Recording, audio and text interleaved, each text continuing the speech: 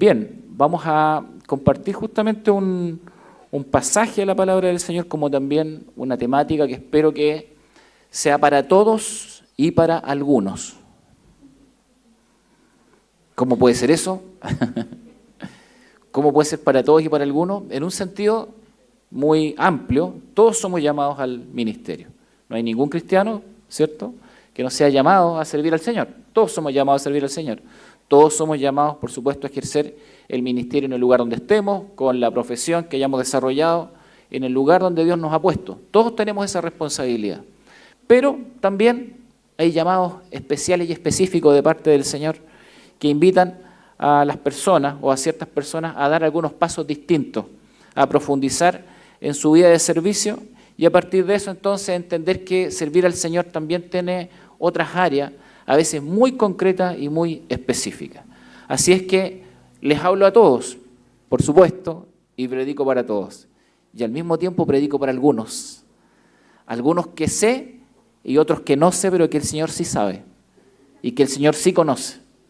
Personas a quienes el Señor ha llamado, personas a quienes el Señor está llamando, personas a quienes el Señor llamará para llevar adelante la vida ministerial. Bien, voy a avanzar un poquito esto. A ver. No sé si avanza ahora. No, está la alabanza todavía aparece ahí. Yo quiero más de ti, ¿sale? ¿La dije? ¿La ven desde allá? ¿Sí? Ahí. Ya. Ok. Perfecto. Avánzala nomás. Dale nomás. Hemos desarrollado un concepto de misión y estamos todos hablando de lo que significa la misión de la iglesia. Todos somos parte de esta misión, todos tenemos que, por supuesto, predicar el Evangelio de Jesucristo. Eso tiene que ver con nosotros como iglesia, como una comunidad. El deber de todos juntos, ¿cierto?, es, por supuesto, enfocarnos en la predicación del Evangelio y al mismo tiempo cada uno de nosotros tiene funciones específicas dentro de este gran llamado.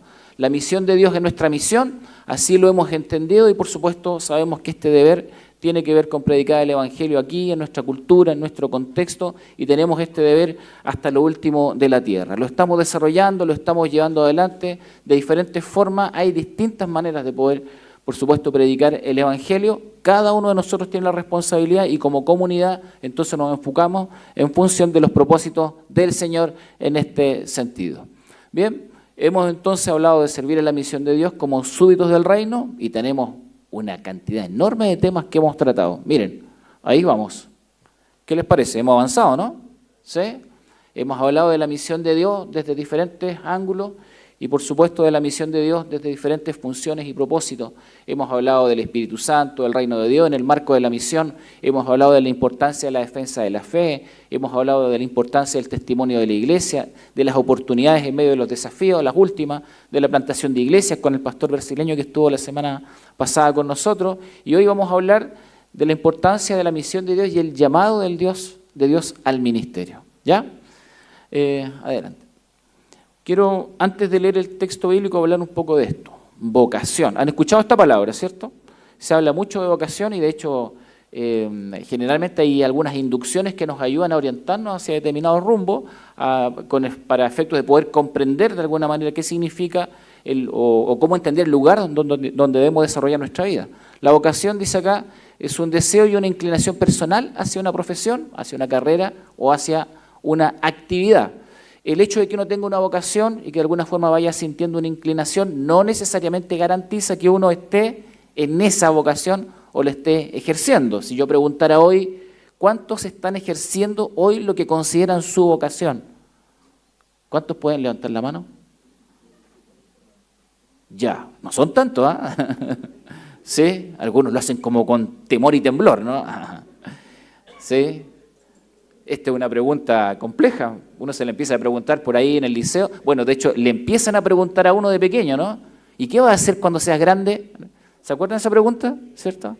Y parece que ese tiempo nunca va a llegar, porque cuando uno tiene como 12, 13 años, ser grande es como, no sé, es como la eternidad. Es algo que está lejos por allá. ¿Sí?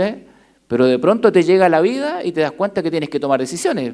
Tienes 17, 18 años, tienes que dar por ahí una PAE, ¿cierto? Bueno, yo di la prueba de aptitud académica, saquen sus cuentas. Oye, no se ríen así, sí. Ha pasado un tiempo, ¿verdad? Sí, en aquel tiempo se llamaba así, ¿no? Bueno, pero las personas obviamente siempre te están preguntando porque se espera que uno sea algo. Siempre se espera que uno alcance ciertas metas y que uno sea algo. Siempre te decían cuando eras pequeño, es que tienes que ser alguien en la vida. Y está como asociado a la idea de la vocación, ¿no? Bueno, ¿qué vas a hacer? Bueno, se supone que la vocación de alguna forma tiene que definir, pero ¿cuánta gente llega a los 18 y no sabe qué quiere estudiar, por ejemplo? ¿A cuánto les pasó eso? ¿Cuántos estaban estudiando una carrera y se preguntaban, ¿será esto para mí realmente? ¿Cuántos estaban con esa duda? A ver, en tercero, en cuarto, sí. Bueno, ¿cuántos están con esa duda hoy? Varios más todavía. Bueno, ¿se dan cuenta? Entonces, es una pregunta compleja y que de alguna forma genera un tipo de expectativa. Todos tenemos una expectativa. Queremos saber para qué estamos, queremos saber cuál es nuestro lugar. Se compone, lo que es la vocación, tanto por factores individuales como por los gustos personales, los intereses, las habilidades, la personalidad. Hay factores sociales, la familia, los amigos, el contexto sociocultural. Todo, de alguna forma contribuye a que uno vaya tratando de comprender para qué está, ¿no? Y cuál es entonces mi llamado y mi vocación en la vida, ¿sí?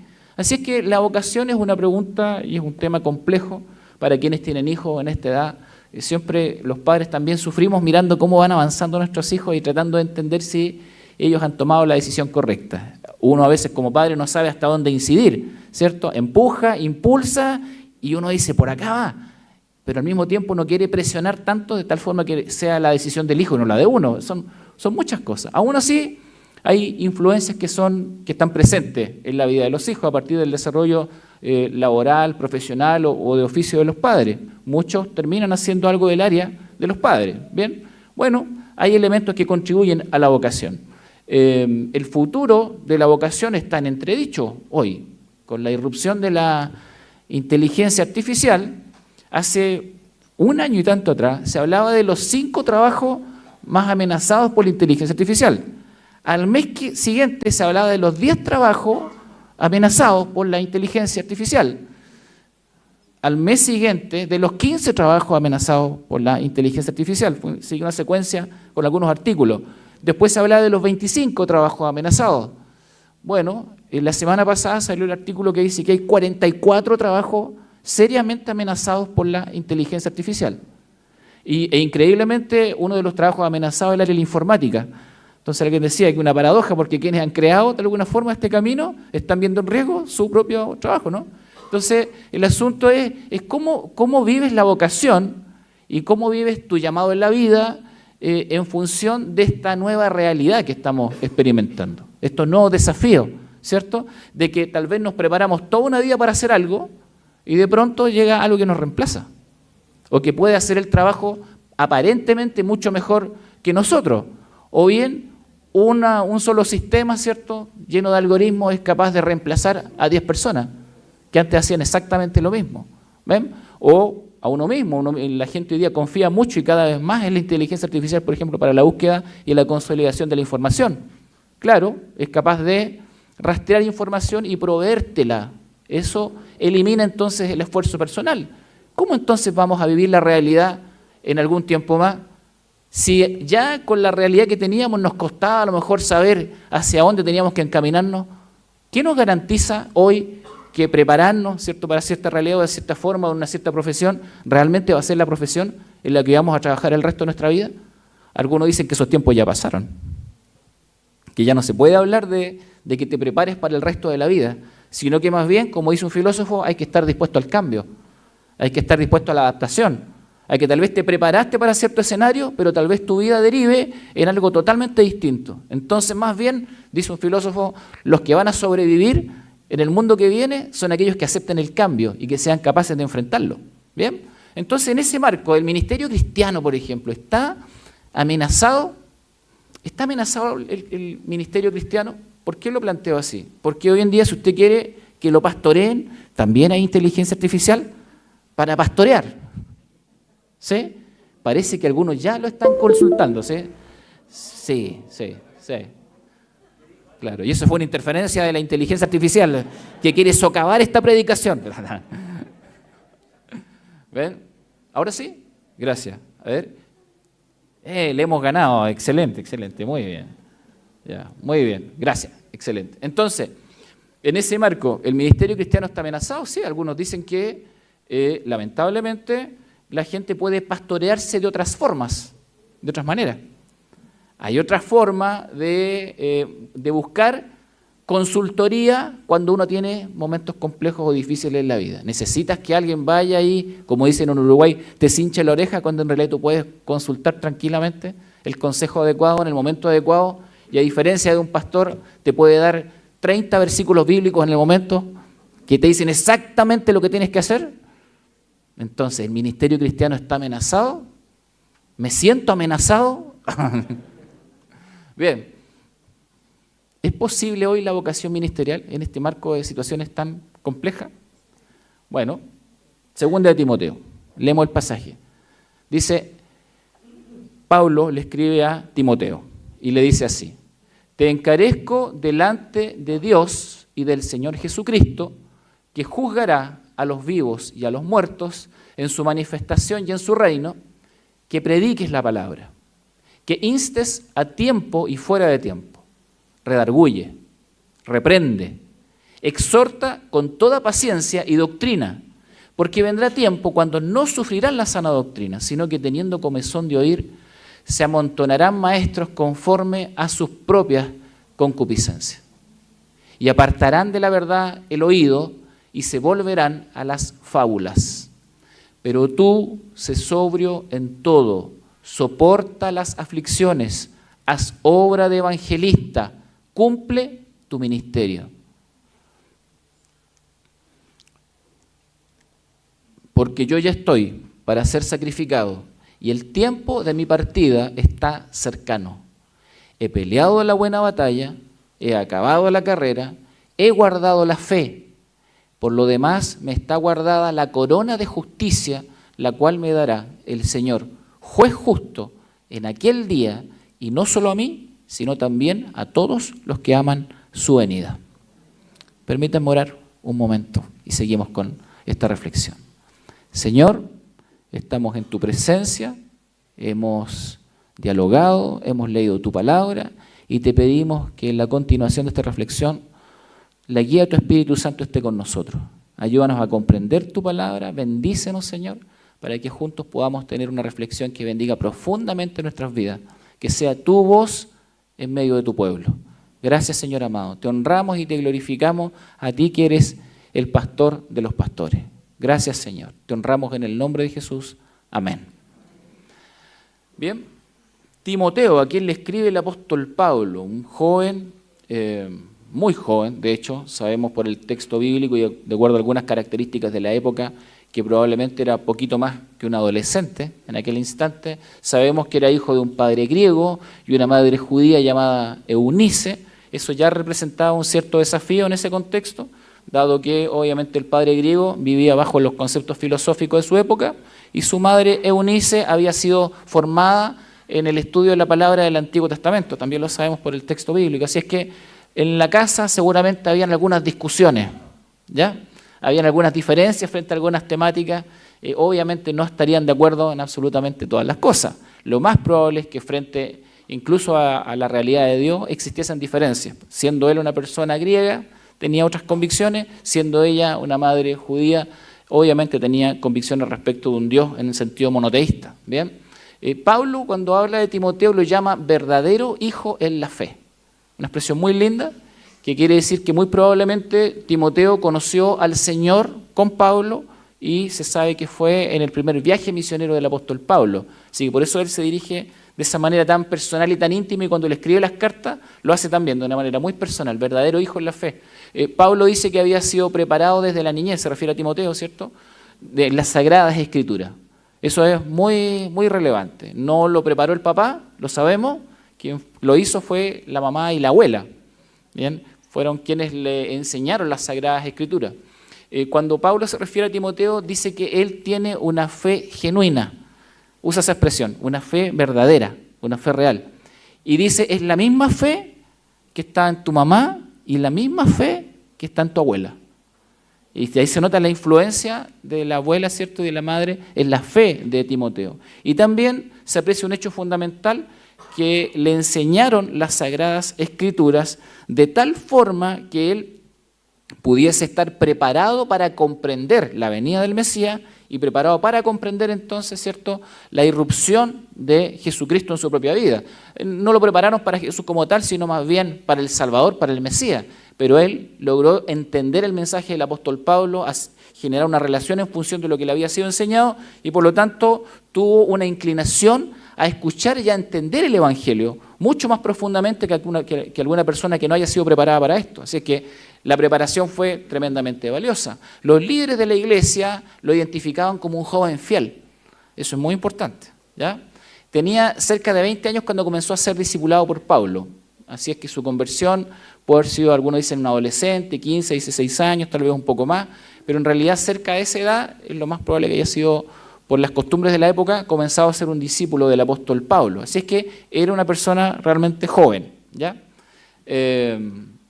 Sirvió como representante de Pablo en varias iglesias, por ejemplo en Corinto, en Filipos, y más tarde llegó a ser el pastor de la iglesia en Éfeso, ¿ya? Pasó por una preparación muy rigurosa y finalmente llegó a ser el pastor de una de las iglesias más importantes de su época, en una de las ciudades más importantes del Imperio Romano, ciudad que conoció a nuestro hermano Sergio y su señora, ¿cierto? Entiendo que estuvieron ahí en Éfeso hace poquito. ¿Sí?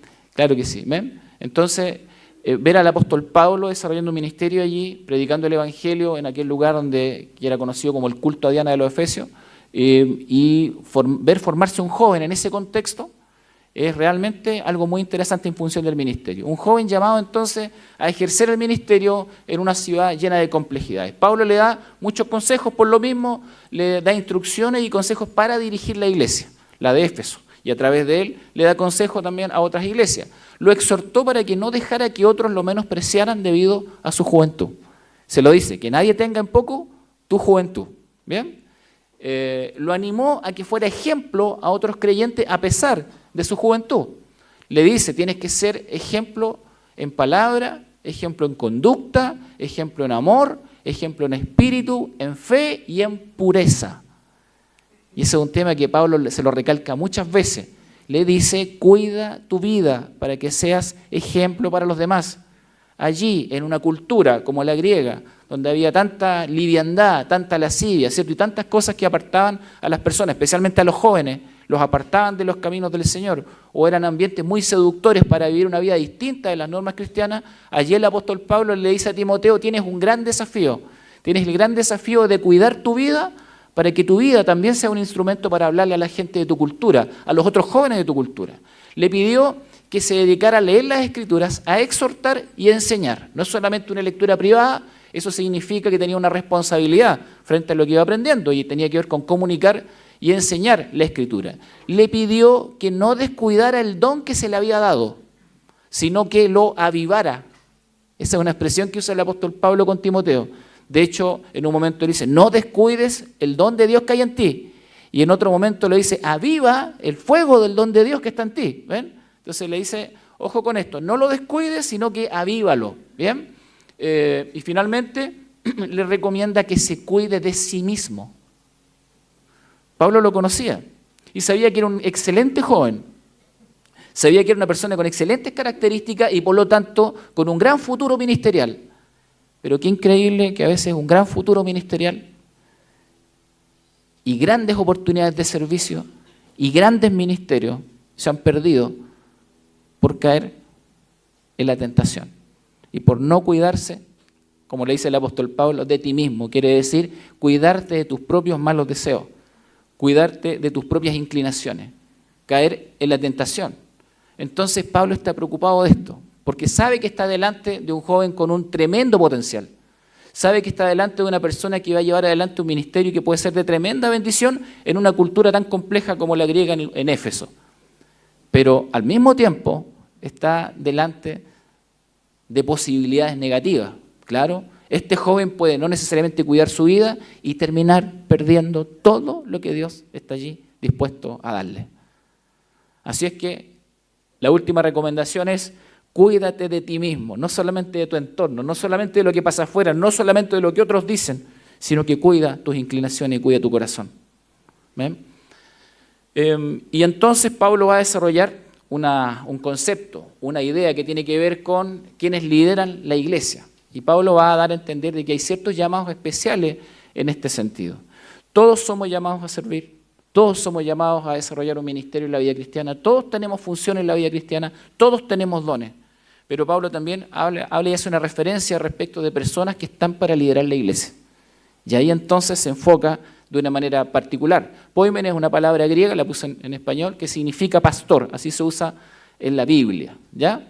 Y se refiere a aquellos que ejercen una labor pastoral similar al pastor de los rebaños, ¿cierto? Aquel que cuida, aquel que protege, aquel que guía, aquel que está disponible entonces para resguardar las ovejas de los lobos rapaces, es la expresión que se usa en la palabra del Señor. Entonces, poimen es una palabra que se utiliza para pastor. La segunda es presbúteros, usted la conoce como presbíteros también, es una palabra muy conocida también en el español, que se traduce como anciano. ¿Sí? No lo tomen como una ofensa, anciano acá significa, ¿cierto?, alguien que tiene mucha sabiduría y tiene la capacidad de liderar y de tomar decisiones. ¿Bien? Y agrega la última, que es episcopos, que es superintendente u obispo. ¿Bien? En realidad, algunas denominaciones han tomado estos conceptos y han generado como un tipo de jerarquía, ¿no? Parece que uno fuera más que el otro, el superintendente por sobre esto y por sobre aquel. Pero en realidad, en términos bíblicos, los tres conceptos son utilizados de la misma manera y se nos habla de una función que tiene ciertas características. Así es que básicamente las tres pueden ser usadas indistintamente para hablar entonces del rol y de la función pastoral. Aquí está demostrado en Hechos 28. Dice ahí, enviando pues desde Mileto a Éfeso, hizo llamar a los ancianos de la iglesia, se refiere al apóstol Pablo. Cuando vinieron a él, les dijo: por tanto, mirad por vosotros y por todo el rebaño en que el Espíritu Santo os ha puesto por obispos, ¿ven?, para apacentar la iglesia del Señor. Las tres palabras que les mencioné están utilizadas acá en este contexto. Cuando dice acá que llamó a los ancianos, versículo 17, llamó a los ancianos, los puso por obispos para apacentar, y ahí usa la palabra para pastor. ¿Ven? Entonces, las tres palabras son utilizadas como unidas entre sí para explicar una función y para explicar los detalles de esa función. ¿Bien? Así es que el apóstol Pablo les dice así: por tanto, mirad por vosotros y por todo el rebaño en que el Espíritu Santo se ha puesto por obispos, para apacentar la iglesia del Señor, la cual él ganó por su propia sangre. Esa expresión de Pablo está diciendo algo muy profundo. Sí, el Señor pone líderes, el Señor pone pastores, el Señor le da funciones, ¿cierto?, los elige y los ampara para que desarrollen esta labor, pero la iglesia le pertenece siempre a aquel que la ganó por su propia sangre. Es de él, ¿cierto? Entonces, el Señor delega una función que es tremendamente honrosa, pero la iglesia dice ahí claramente para apacentar la iglesia del Señor. Es la iglesia de él. ¿Ven? Así es que ningún pastor pudiese, o líder, ¿cierto?, pudiese empoderarse de tal manera que sienta alguna vez que la iglesia le pertenece a él. Es la iglesia del Señor, la cual él ganó por su propia sangre. Miren qué específico es eso. Porque yo sé que después de mi partida entrarán en medio de vosotros lobos rapaces que no perdonarán al rebaño. ¿Ven? Y entonces Pablo deja entrever que es necesario que personas entonces lideren en la vida de la iglesia con el objetivo, ¿cierto?, de protegerla y de enseñar la sana doctrina, de tal forma que no aparezcan lobos rapaces pretendiendo robar lo que el Señor ya ha ganado por su sangre. Lo dice así en esta otra versión: cuando llegamos a Mileto, Pablo envió un mensaje a los ancianos de la iglesia de Éfeso para pedirles que vinieran a su encuentro. Entonces les dijo él: cuídense a sí mismos, que es la expresión que usó con Timoteo, cuiden de sus vidas, ¿ven?, y cuiden al pueblo de Dios, alimenten y pastoreen al rebaño de Dios, su iglesia, comprada con su propia sangre, sobre quien el Espíritu Santo los ha designado líderes. sé que después de mi salida vendrán en medio de ustedes falsos maestros como lobos rapaces y no perdonarán al rebaño.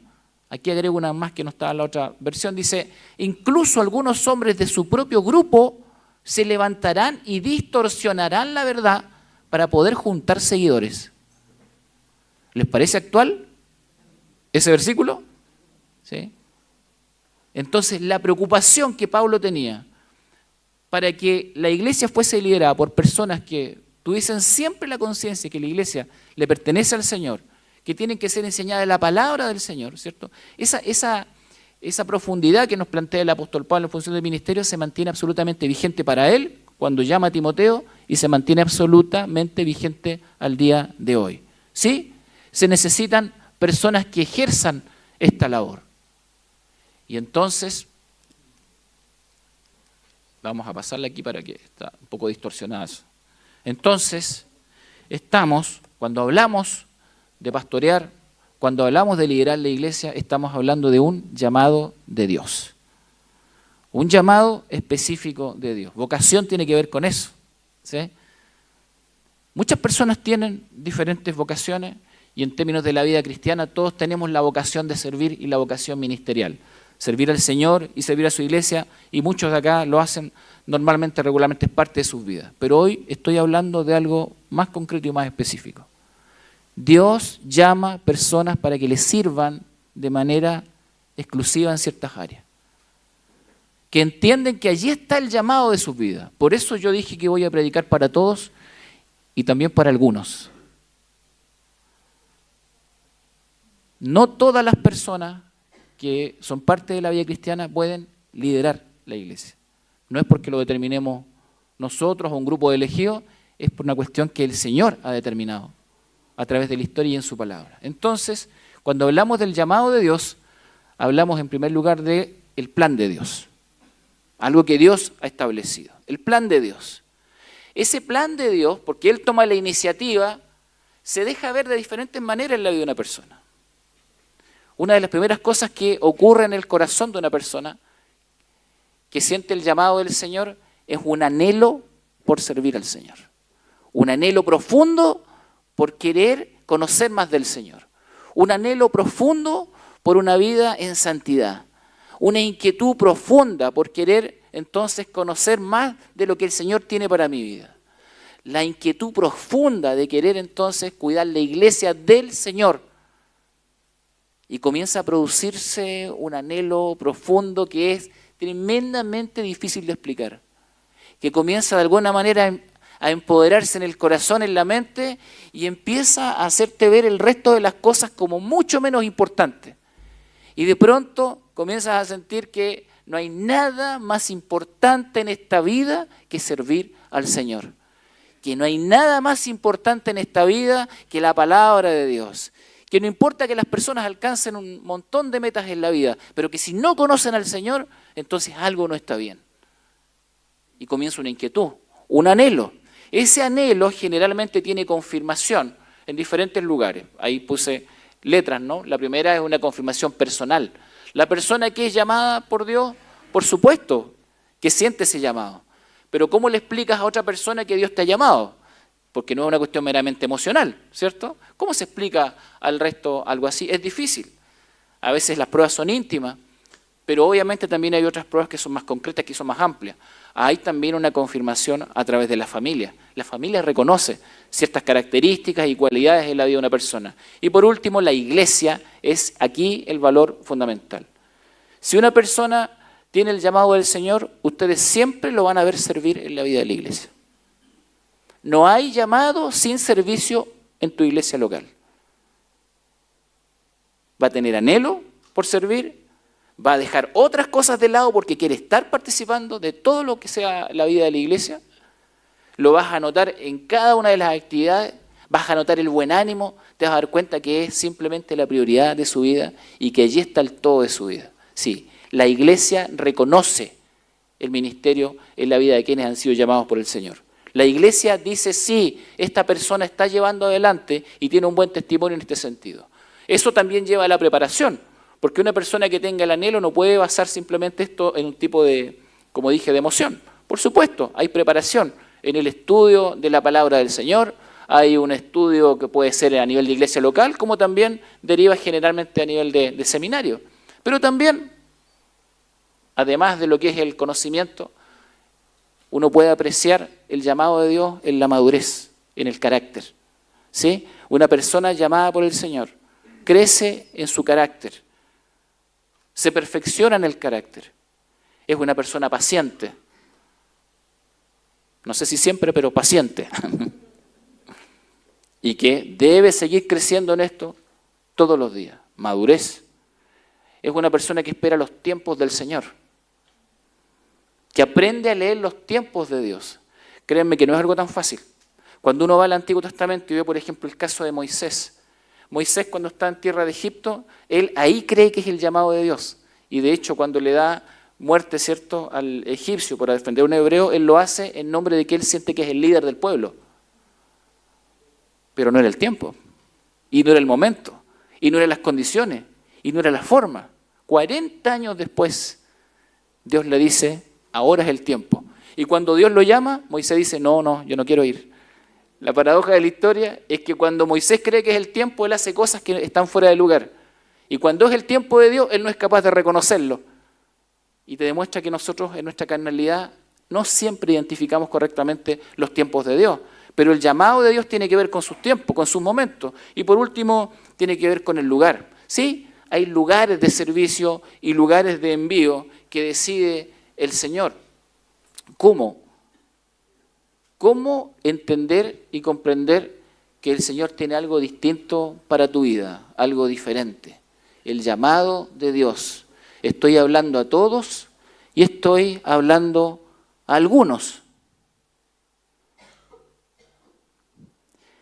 Jeremías, cuando trató de explicar lo que le pasaba en su corazón respecto al servicio de Dios, no quiso decir que fuese algo realmente cómodo. ¿Bien? De hecho, él usa esta expresión en Jeremías 20 y dice, me sedujiste, Señor, y yo me dejé seducir. Fuiste más fuerte que yo y me venciste. Todo el mundo se burla de mí. Se ríen de mí todo el tiempo. Cada vez que hablo es para gritar violencia y destrucción. Por eso la palabra del Señor fue cada día para mí una deshonra y una burla. Un hombre llevando adelante el llamado de Dios y el ministerio de una manera sufriente, difícil. Y él dice entonces, si digo, no me acordaré más de él, se refiere a Dios, ni hablaré más en su nombre, entonces su palabra es en mi corazón como un fuego ardiente que penetra hasta los huesos. He hecho todo lo posible para contenerla, pero ya no puedo más. ¿Cómo explicar el llamado de Dios? ¿Cómo explicar entonces, como dice el profeta Jeremías, ese fuego que te quema por dentro, que te impulsa y te lleva a proclamar el Evangelio porque quiere que todas las personas conozcan al Dios que te ha salvado? Porque quieres que todas las personas conozcan el Evangelio de Jesucristo. ¿Alguno de ustedes siente ese llamado? ¿Siente ese fuego en los huesos? ¿Por querer predicar el Evangelio de Jesucristo? Estoy predicando a todos y también a algunos. ¿Quién lo ha sentido? Ese dolor en el corazón. No es simple, no es fácil. En Hechos 20 el apóstol Pablo dice así: he tenido un solo mensaje para los judíos y los griegos por igual. La necesidad de arrepentirse del pecado, de volver a Dios y de tener fe en nuestro Señor Jesús. Ahora estoy obligado por el Espíritu a ir a Jerusalén. No sé lo que me espera allí. Solo que el Espíritu Santo me dice en ciudad tras ciudad que me esperan cárcel y sufrimiento. ¿Cómo encaminarte hacia algo que tú sabes que te puede producir sufrimiento, pero que inevitablemente es el llamado de Dios y tienes que cumplir con esto? ¿Cómo se conllevan este tipo de situaciones? Sobre todo en el mundo de hoy, donde aparentemente es mejor negar el sufrimiento. O todo aquello que significa un mínimo esfuerzo, parece que es mejor desecharlo. ¿Cómo vives el ministerio de esta perspectiva en el mundo de hoy? Mira lo que dice el apóstol Pablo respecto de eso. Dice, pero mi vida no vale nada para mí, a menos que la use para terminar la tarea que me asignó el Señor Jesús. La tarea de contarles a otros la buena noticia acerca de la maravillosa gracia de Dios. ¿Está difícil esto? ¿Está complicado? ¿A quién le está hablando el Señor? ¿A quién lo estremece el Señor con esto? ¿A quién le mueve el corazón? ¿A quién le duelen los huesos? ¿A quién? Pablo dice, sé que me encamino hacia algo que me va a hacer sufrir, pero en realidad el Señor me llamó, ¿cierto?, a predicar su evangelio aún en medio de las circunstancias más difíciles. ¿Saben ustedes que si mucha gente hoy no recibiera este llamado, nosotros no tendríamos misioneros en ningún lugar? No puedo dar detalle, ni voy a decir nada más, lo he comentado con algunas personas. Hace unos días, una semana atrás, justamente hoy, tuvimos que sacar a unos misioneros de un lugar a raíz de situaciones muy complejas en un contexto del Medio Oriente. Esperamos que puedan volver en algún instante. Si tú les preguntas a ellos, ¿quieren volver? Sí, lo antes posible. ¿Cómo entiendes eso? ¿Cómo entiendes eso cuando he visto misioneros que hemos tenido que obligarlos a salir? Personalmente me tocó gestionar en un país africano hace algunos años atrás una situación muy particular, donde había una familia con 3 hijos pequeños, misioneros, estaban pasando muy malas situaciones con mucho riesgo, y finalmente tuvimos que tomar nosotros la decisión, yo estaba como director en ese instante, de sacarlos. Porque tú hablabas con el misionero y le decías, tu familia está en peligro, está todo mal, necesitamos darle una vuelta a esto. Y él decía, no, este es mi lugar, el Señor me trajo acá. Finalmente tuvimos que tomar nosotros la decisión por él, dado que era absolutamente necesario en ese instante. Pero ¿cómo es que personas hoy siguen asumiendo un riesgo por sí mismos, incluso por su familia, para ir a predicar el evangelio a otros lugares donde su vida está en riesgo? Si usted cree que esto es del pasado, es porque no conoce la historia cristiana, es porque no sabe lo que está pasando hoy mismo, porque en muchos lugares de este mundo el cristianismo es perseguido. En muchos lugares de este mundo, cristianos, pastores, misioneros están muriendo por causa del evangelio. Mientras nosotros, que tenemos absolutamente todas las facilidades, nos preguntamos si el domingo voy o no voy a la iglesia. Depende cómo está el clima. ¿Qué le parece? Nuestras preguntas hoy son tremendamente simplistas y vagas. Nuestras dudas hoy son tremendamente intrascendentes a la luz de aquellos que han entendido el llamado del Señor. ¿Me dice algo el Señor? ¿Estoy predicando para todos o para algunos?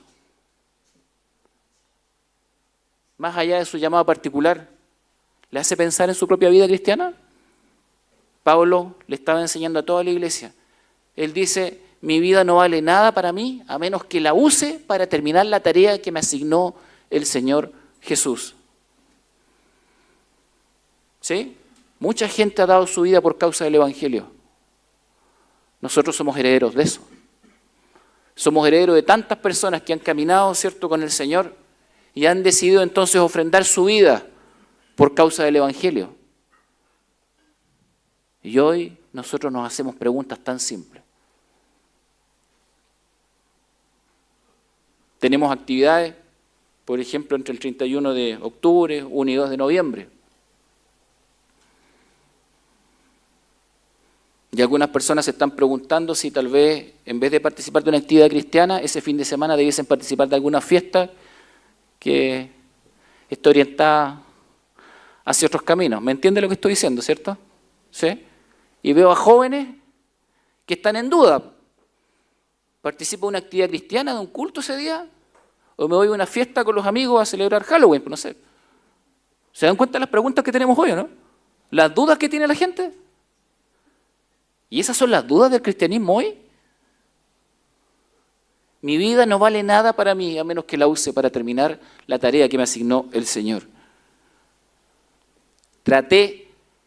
No quise, dice el apóstol, dice Jeremías, hablar más en su nombre, pero había en mí como un fuego ardiendo en mis huesos. Traté de soportarlo y no pude.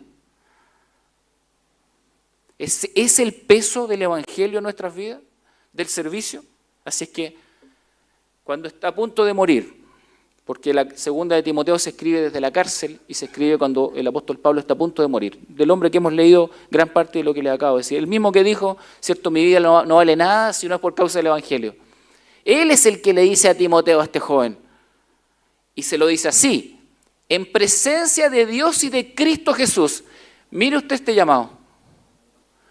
No es en presencia del pastor de la alianza, no es en presencia de la congregación, no es en presencia de la familia. Lo que te voy a decir, le dice Pablo a Timoteo, te lo estoy diciendo delante de Dios y de Cristo Jesús. Los testigos de lo que te voy a decir son Dios y nuestro Señor Jesucristo, porque Él es el que te llamó. Y tu primera responsabilidad es con Él, en presencia de Dios y de Cristo Jesús. ¿Cambia el sentido del llamado? ¿Cambia el peso de las palabras? Por supuesto que sí. Entonces lo que hace el apóstol Pablo es tomar la vida de Timoteo y ponerla delante del Señor para que sea consciente de su llamado. Esto es delante de Él, no es delante del resto de la sociedad, no es delante del resto de las personas que incluso puede llegar a burlarse de esto, no lo entienden, no lo comprenden, no saben, no les importa, no lo dimensionan. Esto es delante de Dios y de Cristo Jesús. Y le agrega, ¿no?, quien un día juzgará a los vivos y a los muertos cuando venga para establecer su reino. ¿No le da un poco de temor cuando Pablo dice eso? Te lo estoy diciendo delante del juez, ¿cierto? El que juzga nuestras vidas. Delante de Él te pido encarecidamente esto, haz esto. Y lo primero que le dice es, predica la palabra de Dios. Predica la palabra. Segundo, mantente preparado, sea o no el tiempo oportuno. Siempre listo, siempre dispuesto, siempre disponible para el Señor. Yo recuerdo que años atrás, no sé si se hace todavía en algunos lugares, pero me pasó varias veces, llegar a un culto y decir, bueno, pastor, bienvenido. Ah, ¿es pastor? Sí. Bueno, pastor, adelante, el púlpito es suyo. Para algunos más antiguos saben que se manejaba así antes, ¿no? ¿Sí? Aparecía un pastor que no era la congregación, se le reconocía como pastor, entonces pasa adelante a predicar la palabra del Señor. ¿Qué significaba eso? Bueno, significaba que uno tenía que estar todo el tiempo preparado. Tenía que estar preparado. Tú no podías decir, no, ¿sabes por qué no me da unos 5 días para preparar el tema, ¿no? O deme una horita para preparar el PowerPoint, porque... No. Se supone, y todo el mundo presuponía, que si tú eras pastor, era porque era una persona que conoce la palabra del Señor. Y nadie se cuestionaba respecto a una invitación de ese tipo, porque se supone que si tú llamas a una persona que estudia todo el tiempo la palabra, está todo el tiempo preparado para entregar la palabra. ¿Qué problema hay con que yo le pida ahora a que pase adelante y predique la palabra del Señor? Toda la gente entendía que no había ningún inconveniente, porque había que estar siempre preparado. Y Pablo se lo dice a Timoteo, mantente preparado. ¿Ven?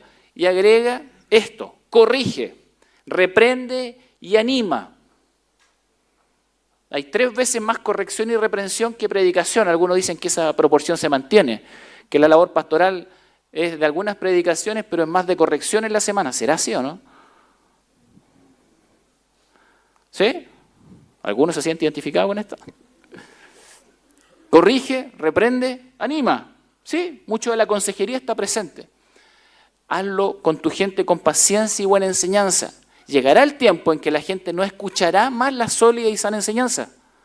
Seguirán sus propios deseos y buscarán maestros que les digan lo que sus oídos se mueren por oír. Rechazarán la verdad e irán tras los mitos. Pero tú debes mantener la mente clara en toda situación. No tengas miedo de sufrir por el Señor. Pablo no le está restando absolutamente nada. Ocúpate en decirles a otros la buena noticia y lleva a cabo todo el ministerio que Dios te dio. En la otra expresión, en Reina Valera dice, cumple tu ministerio. Cumple el ministerio al que has sido llamado. ¿Alguien siente ese llamado? En cuanto a mí, mi vida ya fue derramada como una ofrenda a Dios. Miren esto. Esto es muy importante.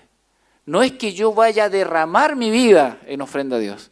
Esa vida ya fue derramada. Ya le pertenece todo al Señor. Mi vida ya es del Señor. Entonces Él dice, yo no tengo problema y no discuto con el Señor en función de todo lo que implica el llamado, porque mi vida ya fue derramada como una ofrenda para Él. ¿Recuerda lo que Él escribió en Romanos cuando dice que hay que presentar el cuerpo en sacrificio vivo, santo, agradable a Dios, que es el culto racional, ¿cierto? Dice, claro, si mi vida ya se derramó, ya le pertenece, ya fue una ofrenda para el Señor. Todo lo que venga ahora en adelante tiene que ver con su buena voluntad en mi vida. Y yo no voy a discutir con el Señor. Entonces, se acerca el tiempo de mi muerte. Se acerca el tiempo de mi partida, dice la otra versión. Se acerca el tiempo de mi muerte. He peleado la buena batalla. He terminado la carrera. Y he permanecido fiel. Ahora me espera el premio. La corona de justicia que el Señor, el juez justo, me dará el día de su regreso. Y el premio no es solo para mí, sino para todos los que esperan con anhelo su venida. ¿Esperamos la venida del Señor? Somos de aquellos, ¿cierto?, que la esperamos. Pero Pablo invita a algunos a entender que tienen un llamado especial, un llamado muy particular. Ahí sí. ¿Es posible hoy la vocación ministerial? No crea que es incompatible con la profesión que usted tiene. Hoy más que nunca necesitamos personas que desarrollan una profesión, porque es la única forma de acceder a lugares de difícil acceso. Necesitamos personas, miren, nuestra Iglesia Nacional, y esto es un fenómeno que está pasando en todas las iglesias, cada vez tienen menos gente joven entrando al ministerio. Nosotros tenemos un 10% de pastores entre los 31 y 40 años. Y no tenemos ninguno menor de 31 años. El resto se concentra sobre los 50 y tantos años, donde estoy yo. Y una buena cantidad después de los 60. ¿Cuál es nuestro problema? Humanamente, porque el Señor, yo creo que Él tiene solucionado todas estas cosas, pero humanamente nuestro horizonte es complejo. Porque en los siguientes 5 años, de los 150 pastores que somos en la Alianza, unos 43 se van a jubilar. Y no tenemos 43 entrando al ministerio. ¿Se entiende, cierto? No tenemos 43 entrando al ministerio. Es más, tendría que entrar al menos el doble de los que salen. En 10 años, ¿se imagina cómo va a ser el escenario? ¿80? Y eso genera otro tipo de tensiones y complejidades. Genera otro tipo de complejidades. Entonces, tenemos una cantidad enorme de personas que va a salir del ministerio y no tenemos gente que la reemplace. Y cada vez tenemos más gente que tiene dudas respecto de su llamado. Yo quiero ser muy concreto hoy en esto. ¿Habrán pastores entre nosotros que el Señor esté llamando? Porque la iglesia los sigue necesitando. Y en los siguientes 10 años, más que nunca se van a necesitar. ¿Hay entre los jóvenes llamados pastorales? ¿Hay entre nuestros jóvenes personas que estén pensando en decir, sí Señor, yo quiero ir a la vida ministerial y quiero ser un misionero de tu palabra? ¿Estoy dispuesto entonces a dar un paso de fe y de convicción? ¿Alguno de ustedes está de alguna forma ya percibiendo ese llamado de parte del Señor? Si usted llegó más tarde a la vida cristiana, pregúntese, ¿por qué el Señor me llamó ahora? ¿Hay algo más que el Señor quiera de mí? Hay muchas otras áreas donde servir. Y todos estamos llamados a servir. Por eso digo que iba a predicar para todos, porque todos estamos llamados al servicio. Pero al mismo tiempo, quiero ser muy concreto. Sinceramente, queridos hermanos, espero en el Señor que el Señor hoy esté llamando en medio de esta iglesia pastores y misioneros, evangelistas, maestros de la palabra del Señor y gente que siga llevando adelante la vida de la iglesia. Espero que si usted escucha ese llamado de parte del Señor y lo siente tan personal, tan íntimo, tan intenso, no lo deje pasar, sino que al menos en un acto de fe le diga al Señor: Señor, yo no entiendo muy bien lo que está pasando en mi corazón. No entiendo muy bien estos anhelos que estoy sintiendo, ¿cierto?, en mi vida. Pero quiero dar un paso de fe y voy a dejar que tú tomes la decisión, que tú me guíes, que tú me ayudes, que tú sustentes ese llamado y me muestres entonces cómo seguirte sirviendo. No luchen con el Señor. La gran clave es derramar la vida como lo hizo el apóstol Pablo. Derrame su vida delante del Señor. Y entonces dígale al Señor: mi vida ya está derramada, Señor. Haz tú lo que quieras en mí. A todos aquellos que están escuchando la voz del Señor en sus vidas, que el Señor les bendiga profundamente. Que la gracia de Dios les sostenga. Y nunca dejen de confiar en el Señor, porque Él es fiel y justo. El que nos llama, nos sostiene. El que nos llama, nos guía. El que nos llama, nos cuida y nos protege. El que nos llama, traza nuestra vida y nos lleva adelante en sus buenos propósitos. A todos aquellos llamados, a todos aquellos que están escuchando la voz del Señor, que la gracia del Señor esté con ustedes. Les voy a pedir que en un acto de fe nos pongamos de pie y vamos a orar.